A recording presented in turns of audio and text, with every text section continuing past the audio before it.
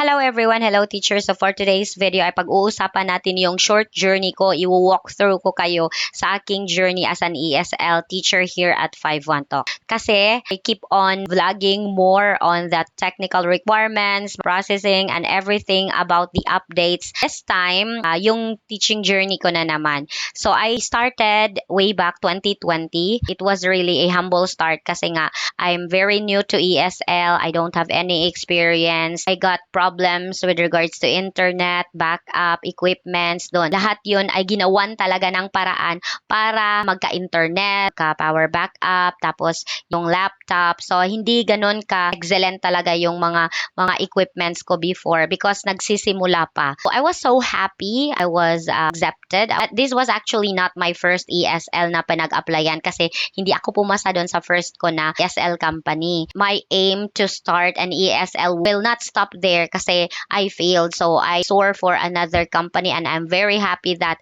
51 Talk really accepted me. After 3 days ng aking launching or 3 to 4 days ay nagka-bookings naman ako. I have sworn to myself talaga na gagalingan ko talaga para rumami ng rumami yung aking mga bookings. At nagkatotoo naman talaga.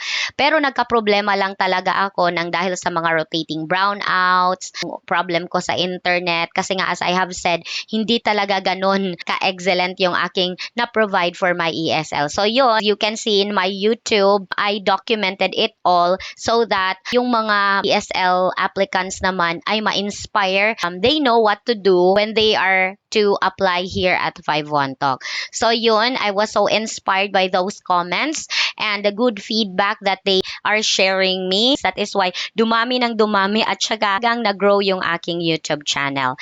But then, of course, life is filled with twists and turns. So I stopped 2 years and then bumalik ako last year. I have my second launching and I'm very happy because I'm still accepted. Kasi yung ibang mga nag-a-apply, gusto nilang bumalik sa 51 Talk. Hindi na sila talaga nakakabalik kasi na-banned sila. Maybe because of the penalties and the history of their account. But I was again accepted. I really happened to have my second chance. Yes, so I was accepted last year, February 20. So yun, nagsimula na naman ako. Of course, I am already an experienced teacher. So mayroon na akong background before. So madali na lang talaga ako nakaset up ng mga students. And then, I also have promised to myself na talagang i-document ko na naman lahat-lahat ng journey ko the moment na nag-restart ako dito sa 51 Talk.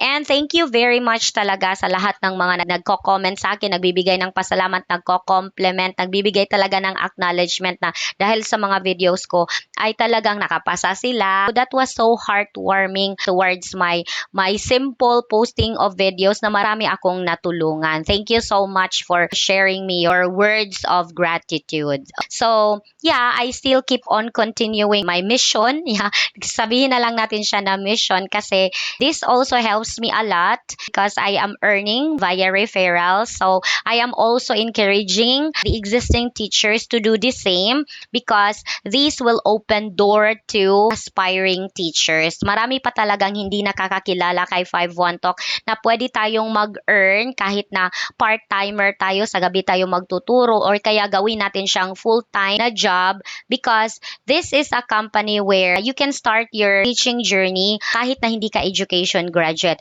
Provided that you are a bachelor's degree holder of any course, you can start your teaching journey here. Basta you have to nail it, okay? You have to really embrace the job of being a teacher. Aralin mo talaga paano yung maging performing ESL teacher. Kasi iba yung definition natin sa offline when you are teaching face-to-face. Kasi kahit ako, I am an education graduate, I am currently teaching mga high school students, talagang nanibago pa rin ako nung nagsimula akong magturo sa ESL. So, I am telling you that if you want really to be an ESL teacher, talagang i-embrace nyo siya na trabaho. It is really a job. And of course, since we are independent service providers, so we have to be complete with our devices. Dapat aralin natin yung dapat nating aralin, yung mga trainings, very important yun para na maging performing teacher ka. And of course, as you can see, marami ng mga teachers na nagba-vlog. vlog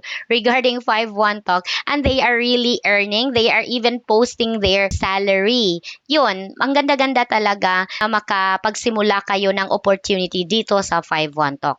So, as a proud 5-1 Talk teacher, I really appreciate that you appreciated me, and that inspires me a lot to post many videos. I extended even to TikTok and then Facebook, kasi before hindi talaga ako masyadong nagpo-post doon. Hindi ko na kailangan i-explain thoroughly how proud I am as a 5-1 Talk teacher. You can really see it through my videos, my postings, that I am really, really very proud that I am part of this company. To end this video, I hope that you will also try to inspire your community to apply. You can encourage them by simply posting your story, your picture, and then include nyo na lang yung referral link ninyo, because that will help you, the referrer, and of course, the referral. You have to support them on their teaching journey. In one way, you are helping the person to earn a living. Magiging productive siya